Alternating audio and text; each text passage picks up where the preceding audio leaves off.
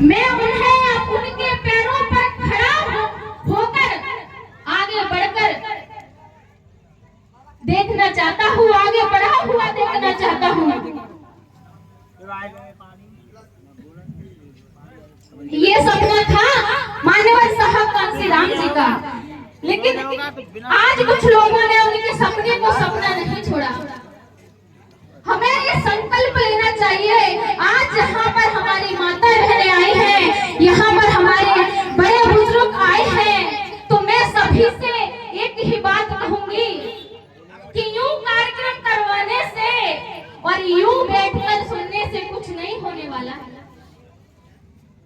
चाहे कितनी भी जय भीम बोलते रहो, नमो बुद्धाय बोलते रहो, मैं दीदी कृष्णा रही चाहे कितना भी बुद्ध का नाम ले लूं, चाहे बाबा साहब की बातें क्यों ना कर लूं, लेकिन जब तक मैं भगवान बुद्ध और बाबा साहब के बताए हुए रास्ते पर नहीं चलूंगी, मेरा उनको मानना व्यर्थ है।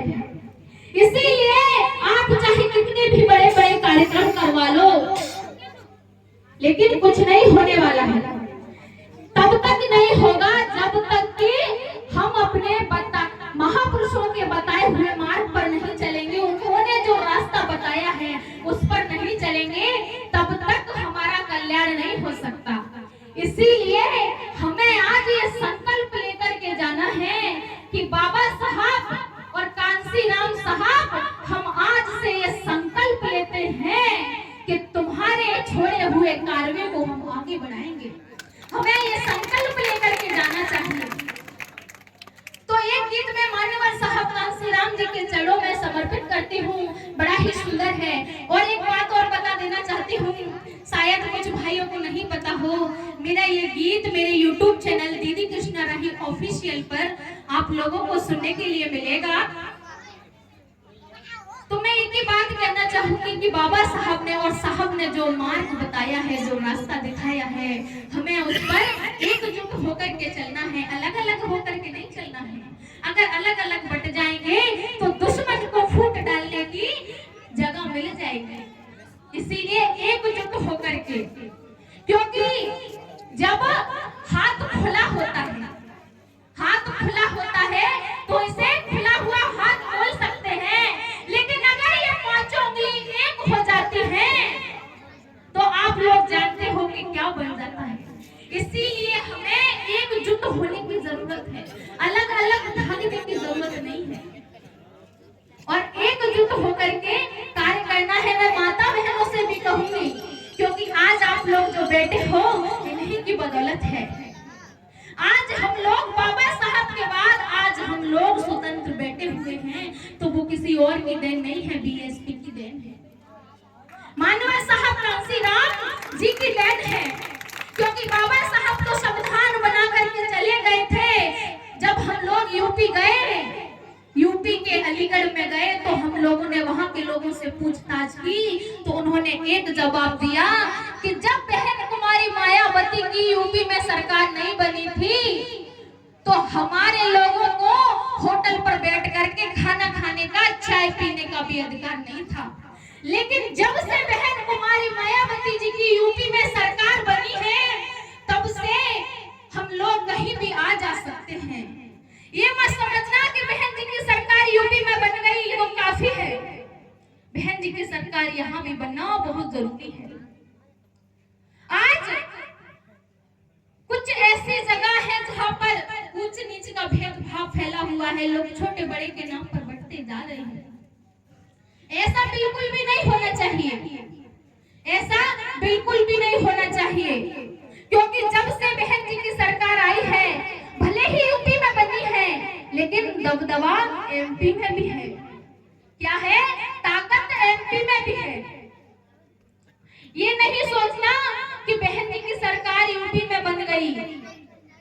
बहन जी की सरकार भले ही यूपी में बनी हो, लेकिन आज जितने भी विरोधी लोग हैं बहन जी से कांपते हैं, बहन जी से कांपते हैं। लेकिन मैं एक बात और कहना चाहूंगी, आज हमारे कुछ बड़े बुजुर्ग, हमारे दादाजी हैं, पितातुल्य हमारे जो बुजुर्ग हैं, वो पता नहीं क्या क्या बात कह देते हैं बहन जी से। कल मैं छत पर ऊपर कपड़े डाल रही थी,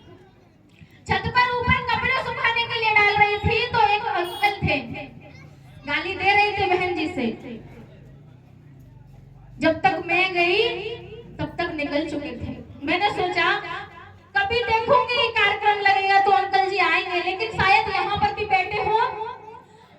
एक से नहीं, मैं सबसे कह रही हूँ, जो लोग कहते हैं कि क्या कर दिया है मायावती ने, लोग कहते हैं कि मायावती ने क्या कर दिया है, मुझे बताइए। आपके घर पे बेटी तो होगी, ऐसा करिए अपनी बेटी को पूरी जिंदगी कुंवारा रख करके समाज की सेवा में लगा दीजिए, तब मैं समझूंगी, तब आप कह सकते हो बहन जी से कि क्या कर दिया है बहन जी ने। अरे उस देवी ने,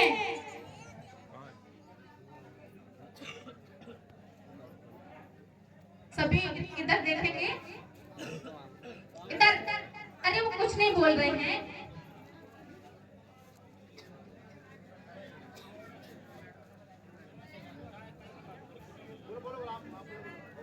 तो कहते हैं कि बहन जी ने क्या कर दिया है। अरे उस देवी को देखो जिसने अपना पूरा जीवन इस बहुजन समाज के लिए कुर्बान कर दिया।